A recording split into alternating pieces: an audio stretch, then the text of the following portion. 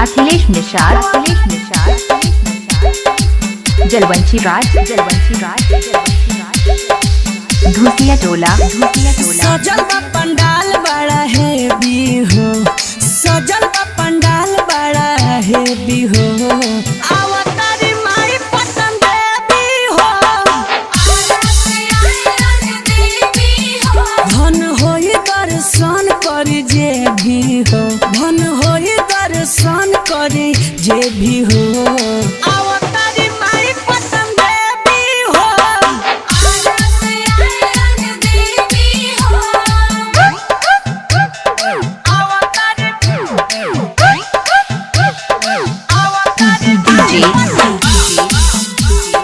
एके बाबू मछली गांव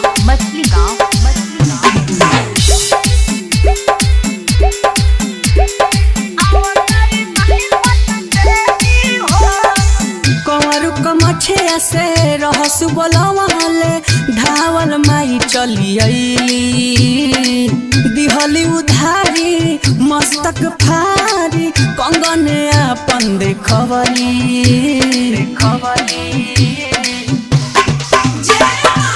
कंवरू कमछिया से रहस बोलवाले धावल माई चली अइली। दिहली उधारी मस्तक फारी कंगन अपन देखवली। इतिहास गवाह इनके भी हो, इतिहास गवाह इनके भी हो। अवतारी माई पसंद भी हो, सजल बा पंडाल बड़ा है भी हो। अवतारी माई पसंद भी हो,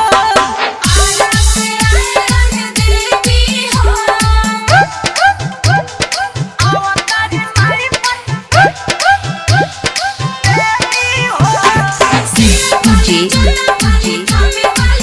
अखिल बाबू धूसिया टोला मछली गांव पी के आयरन गाँव माई के भजनवा।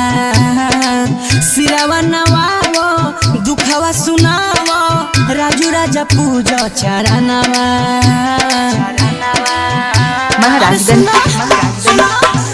राहुल सत्संग पी के आयरन गाँव माई के भजनवा।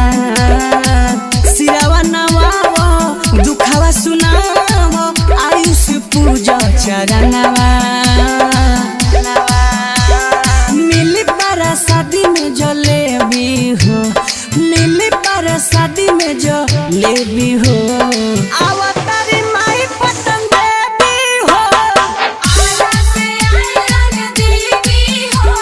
सजल बा पंडाल बड़ा है भी हो।